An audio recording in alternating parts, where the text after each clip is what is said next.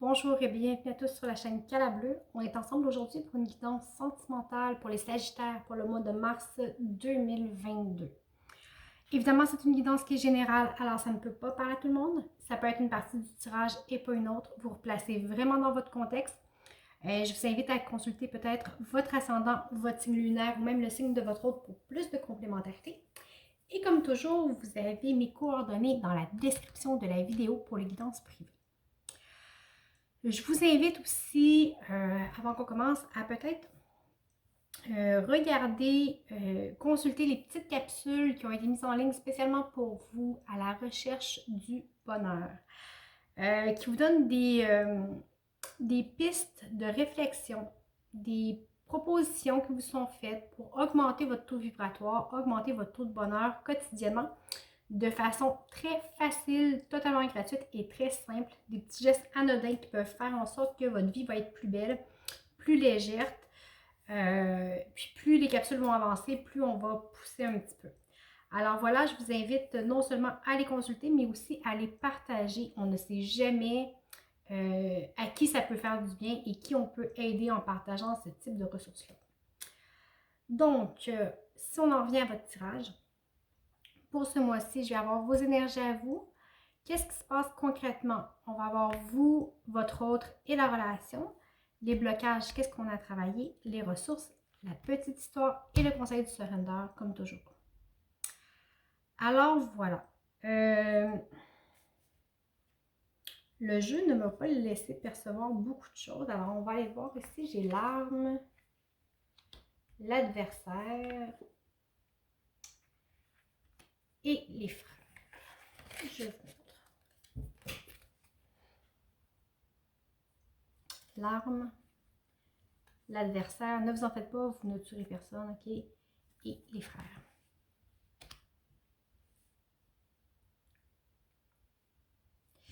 Ici, ça me parle vraiment de... Bon, avec l'arme, c'est une carte de positionnement, ok? Qu'on prend position dans sa vie, on prend sa vie en main, on finit par trancher, trouver des solutions, on finit par avancer. L'adversaire, c'est une carte qui fait référence souvent à une dualité qu'on a envers soi-même. Puis avec la carte des frères, on vient renforcer ça ici. C'est plus une carte qui va nous parler de face à soi-même. De se regarder dans le blanc des yeux et être obligé de voir clair à l'intérieur de soi. Alors, ce que vous vivez sur le mois de mars avec ces trois cartes-là, c'est vraiment que la période peut-être dans laquelle que vous étiez de remise en question, de je devrais avancer, qu'est-ce que je fais, qu'est-ce que je fais pas, qu'est-ce que j'ai envie, qu'est-ce que je suis tentée de faire, qu'est-ce que je devrais... Tout ça, tout ce remue-ménage intérieur-là, ok? Cette adversité intérieure-là, vous allez être à même d'y mettre fin, ok? Et non seulement vous allez arriver à vous positionner dans votre vie et à prendre des décisions, mais c'est des décisions qui vont être en accord avec ce que vous êtes au plus profond de vous. Avant que tout ça se finisse, là, tout ça se fasse, vous allez avoir un face-à-face avec vous-même. Vous allez arriver à regarder dans le fond de votre cœur, dans le fond de votre âme, d'aller voir ce qui est bien pour vous et vous allez arriver à le respecter. Alors, peu importe que l'adversité vienne de vos pensées préétablies, qui viennent de votre entourage qui voudrait que vous agissiez de telle ou telle façon, que vous preniez telle ou telle décision, ou même de votre ego, ok, qui vous dirait non, non, tu dois faire ça comme ça, mais non. L'important, c'est ce que votre âme a besoin, c'est ce que votre âme a décidé. Et vous allez être à même de le concrétiser, de le comprendre, de le ressentir. Et c'est comme ça que vous allez réussir à vous positionner dans votre vie en étant à l'écoute de ce que votre âme vous demande de faire. Vous avez la solution à l'intérieur de vous. Suffit d'avoir la capacité d'être honnête envers soi-même. Puis ça fait mal, puis ça dérange des fois être honnête envers soi-même, se regarder soi-même dans le blanc des yeux Et se répondre avec honnêteté, ça peut être très intense. OK? En d'autres decks, j'ai le pardon. OK? Alors, il y a quelque chose de très doux qui va venir englober ce qui se passe au point de vue de vos énergies. OK? Vous avez une compréhension de votre être, de qui vous êtes. Oui, vous allez faire tout ça, vous allez prendre position, vous allez arrêter de tergiverser, mais ça va se faire dans l'amour, dans l'accueil profond de qui vous êtes. C'est vraiment beau. On va aller voir concrètement. Écoutez, juste comme ça, j'ai 2 arcanes majeures. OK? J'ai l'empereur. Avec l'empereur, c'est un petit peu la même carte que l'arme. Vous prenez position dans votre vie, vous savez ce que vous voulez, vous allez droit au but, vous arrêtez de tergiverser, de penser le pour, le contre. Non, vous le savez. Vous savez qu'est-ce qui est bien pour vous, vous savez ce que vous devez faire, vous savez où vous vous en allez et vous ne vous en laissez plus imposer. OK? Vous arrivez à vous affirmer, à vous positionner dans votre vie. Que ce soit votre vie, là on parle de vie sentimentale, mais vous arrivez enfin à savoir ce que vous voulez.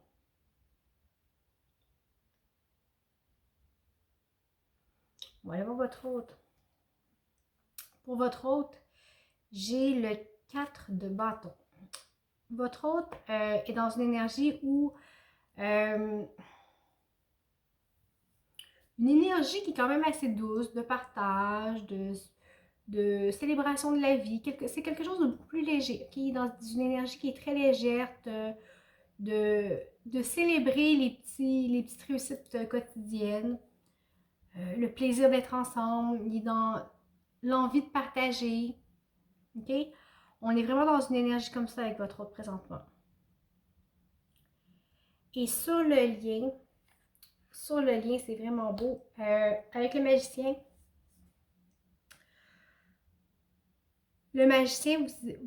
est là pour vous rappeler que la relation, en fait, elle est exactement ce que vous décidez d'en faire. Vous avez tout pour faire en sorte que les choses marchent dans votre relation. Vous avez, bon, on voit le magicien, je vais vous montrer. Sur sa table, il y a tout. Il y a du bâton, il y a de l'épée, il y a des deniers, il y a de la coupe. Alors, tout ce qui lui manque pour que les choses fonctionnent, c'est sa volonté d'action. Alors, prenez conscience que dans votre relation, tout est en place, tout est déjà là. La seule chose que vous devez faire, c'est prendre part à cette relation-là et d'en faire ce que vous voulez. Mais ça prend de la volonté, ça prend une action au départ. Tout ne se fait pas tout seul, OK? Mais comme vous savez ce que vous voulez, j'ai aucun doute que le magicien va savoir quoi faire de tous ces éléments-là pour faire en sorte que les choses fonctionnent, se mettre en place. On va aller voir vos blocages. Pour vous. Le chevalier d'épée. Le chevalier d'épée vous dit de peut-être faire attention à votre impulsivité. OK? Le chevalier d'épée, c'est un homme qui est très, très, très rapide. Il va agir, il va aller à la bataille, il va tuer tout le monde et il va poser des questions après. OK? Alors, même si vous arrivez à vous positionner puis que ça vous donne peut-être un surplus de confiance, c'est bien, mais faites attention à ne pas prendre nécessairement des décisions impulsives. Ça pourrait bousculer l'autre ou bousculer l'équilibre et l'énergie du couple, de la relation. On va aller voir pour votre autre. J'ai le 5 d'épée. Alors peut-être que si vous êtes impulsif, votre douce moitié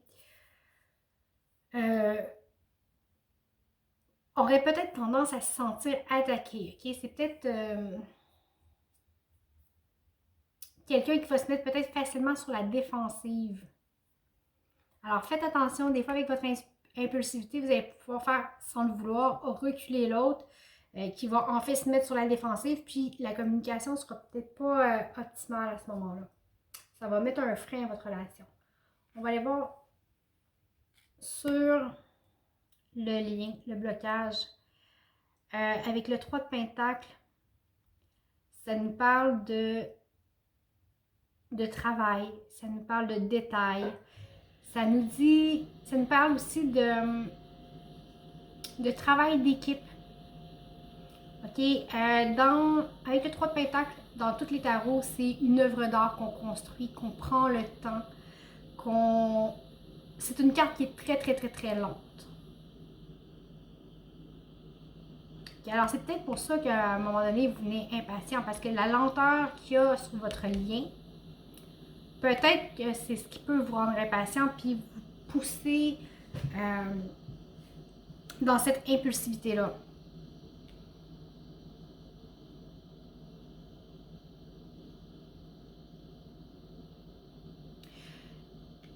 On dit de ne pas trop accrocher sur les détails non plus. C'est beau, oui, vouloir bien faire les choses, mais vous n'avez pas besoin que tout soit parfait toujours non plus. OK? Alors, créer un équilibre. Peut-être qu'il y en a un des deux. Ici, on cherche peut-être plus la perfection, les détails. Ici, on veut que ce soit de la rapidité, de l'efficacité. Alors, essayez de créer un balancement entre les deux, un équilibre pour que ce soit plus doux, en fait. N'attendez pas que tout soit parfait non plus. Tantôt, j'ai pas regardé le dos de deck. Dans vos énergies, vous aviez l'as de bâton. L'as de bâton, l'occasion de commencer quelque chose concrètement. En blocage de l'autre deck, j'ai le pendu. Alors, essayez de voir les choses selon la perspective de l'autre des fois pour vous ramener justement à être plus centré et avoir une relation plus équilibrée. Parce qu'ici, il y a un déséquilibre énergétique. Okay?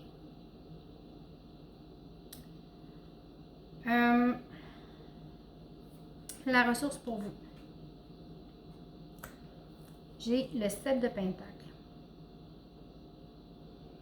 Avec le 7 de Pentacle, on doit prendre le temps d'évaluer qu'est-ce qui fonctionne, qu'est-ce qui ne fonctionne pas. C'est où j'ai fait des erreurs, où je dois mettre mon énergie, comment je dois apporter les choses pour avoir des résultats différents.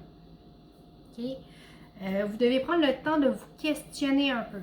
Quand je disais faites attention à votre impulsivité, c'est un petit peu ça. Prenez le temps de vous questionner sur comment bien faire les choses.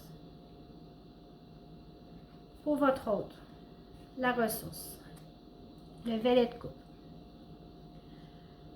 Alors l'autre avance lentement. L'autre avance lentement.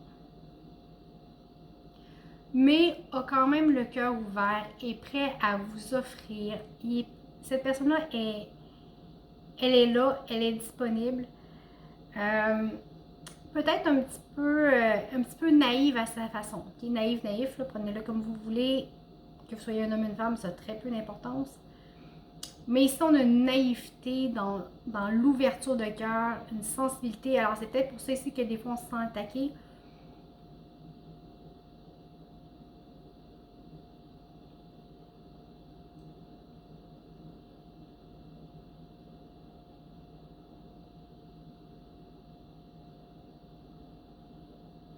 Mais c'est en faisant la compréhension, justement, qu'on a une grande sensibilité, qu'on va arriver à se sentir attaqué, justement, moins souvent. Okay. Sur le lien, la ressource, j'ai le 8 d'épée. Quand la ressource est une carte comme le 8 d'épée,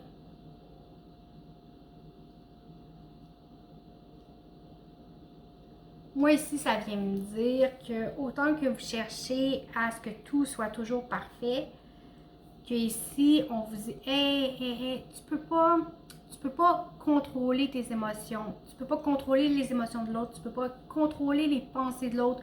Tu peux pas contrôler rien. Alors lâche prise. Là, t'es attaché les mains dans le dos, les yeux bandés, il y a de l'eau, il y a des épées. Bon, tu te sens perdu. Alors si vous voulez pas vous perdre l'un l'autre dans votre relation, faut lâcher prise. Faut lâcher prise pour vivre l'instant présent, à peaufiner ce qui n'est pas parfait, toujours, toujours et encore. Vous n'êtes jamais dans la satisfaction. Vous êtes tout le temps dans l'attente que le futur vous donne quelque chose de parfait, que le futur vous donne la satisfaction. Alors qu'il faut vous ramener dans l'instant présent, dans le vivre ensemble concret aujourd'hui, dans le partage. Les pensées ici qui nuisent, qui vont nuire au couple, ok? C'est toutes les pensées négatives qui vous hantent. Laissez-les aller. Vous ne contrôlez pas. Il y a la seule chose que vous contrôlez, c'est comment vous réagissez à ce qui vous arrive. Ok? Alors, pensez à ça sur le lien autant de part et d'autre. Les deux, vous devez être dans l'ouverture, dans la compréhension de l'autre et dans le lâcher-prise. Je ne sais pas lequel des deux veut que tout soit parfait, mais il faut comme équilibrer ça un petit peu. Le dos de deck, on va envoyer le 3 de pentacle. Quand je vous disais créer ensemble, c'est exactement ça. Vous devez créer ensemble, collaborer. C'est ensemble que vous êtes un tout, que vous êtes complet. On va aller voir ce qu'il y a devant avec la petite histoire. Ici, j'ai le chariot, le 7 de bâton, le 10 de pentacle, le 6 d'épée et le fou. Alors, les choses vont bouger, vont avancer quand même assez rapidement, ok? On vous parle encore de choix. Choisissez vos batailles, ok? Vous ne pouvez pas vous engager dans tous les combats. Alors, des fois, la meilleure façon de gagner, c'est de refuser le combat. C'est de cette façon-là vraiment que vous allez trouver votre lumière intérieure, que votre épanouissement va être possible. Puis quand je parle d'épanouissement, c'est aussi l'abondance qui va venir à vous, ok? Avec le 10 de pentacle, on est sur une fin de cycle, mais on est aussi sur la réalisation pleine et entière de ce qu'on est, de ce qu'on a. C'est la richesse, puis pas juste point de vue matériel, mais la richesse intérieure. Je vois aussi qu'on a plusieurs sets ici. Okay? Alors, il y a des choix à faire. Il y a des choix à faire sur les combats que vous avez amenés. Comme je vous disais, en refusant le combat, la lumière va jaillir d'elle-même et vous allez comprendre. Vous allez pouvoir accéder à l'abondance plus facilement. Ça va aussi vous entraîner à quitter une situation qui n'est pas favorable pour vous. Je parle pas de quitter l'autre, mais c'est peut-être une situation, justement, quand on parlait de dualité, qui n'est pas bonne pour vous, la dualité entre vos pensées, vos émotions, ça brasse beaucoup, ok? Alors, vous allez être aidé, vous allez être guidé, alors sortez-vous de ça ici. Ça va vous permettre d'avancer avec beaucoup plus de légèreté, à vous libérer. Regardez le fou sur cette image-là. On voit que c'est une femme qui est libre, qui accueille la vie comme elle vient, tout simplement. Elle s'abandonne au jeu de la vie. Alors, on va quitter cette dualité-là qui est difficile pour s'abandonner au jeu de la vie. Et vous allez voir que les choses vont se bousculer, ça va aller quand même assez rapidement. Okay? On va vous demander de faire des choix. Le dos de deck, j'ai le 5 de coupe. Okay? Avec le 5 de coupe, ça se peut que vous soyez aussi un peu nostalgique de ce que vous quittez, de ce que vous laissez. Parce que vous savez, même si il y a des choses qui sont inconfortables, ben des fois ça peut être sécurisant, dans le sens que si c'est tout ce qu'on connaît, ça peut être des choses qui sont sécurisantes, même si c'est pas bon pour nous. Alors ne soyez pas nostalgique de ce que vous abandonnez, que vous laissez derrière. Et là, je parle de vous, de vos anciennes croyances, de vos tergiversations à n'en plus finir. Mais focussez sur ce qui vous reste, sur ce que vous avez et sur ce que vous pouvez en faire. Okay? On focus sur ce qu'il y a en avant, pas sur ce qui a été. Okay? On arrête d'être dans le passé, on vit dans le présent. Et on ne va pas trop loin dans le futur non plus. On reste dans le présent. Okay? On va aller voir le conseil du surrender. Abandonnez vos addictions. Peu importe votre addiction, que ce soit à la nourriture, aux gens, au sexe, au travail, prenez action pour commencer à guérir vos addictions et les remplacer avec une alternative plus saine.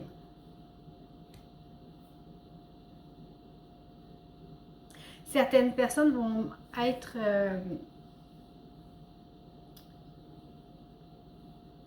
addictes à leur dépression aussi. C'est quand je vous disais tantôt qu'on est bien dans quelque chose qui n'est pas bon pour nous. Il y a des gens qui vont être en questionnement perpétuel, qui vont être sur le bord de la dépression, qui ne seront pas bien, et que c'est un mode de fonctionnement qui les sécurise, qui est quasi dépressif, mais qui les sécurise parce qu'ils se sentent bien au final là-dedans. Même s'ils ne sont pas heureux, comme c'est ce qu'ils connaissent, on vient tellement habitué à nos peines, à nos schémas, à tout recenser ça, que quand on arrête de le faire et qu'on change, on évolue, ça laisse comme un grand vide dans notre vie. Puis là, on a comme besoin de le combler avec autre chose, mais on ne sait pas quoi. Alors, c'est exactement ce que je vous disais avec le 5 de coupe. Il y a comme un vide qui est créé, mais focussez sur ce qui vous reste et non sur ce que vous laissez derrière qui n'est plus bon pour vous. Okay? Alors, ben écoutez, voilà, j'espère que ça vous a parlé. Dans tous les cas, je vous remercie beaucoup d'avoir été avec moi. Merci pour votre écoute, les likes, les abonnements, les partages. Merci pour les commentaires. C'est toujours un plaisir de vous lire. Je vous souhaite un très beau mois de mars et je vous dis à bientôt.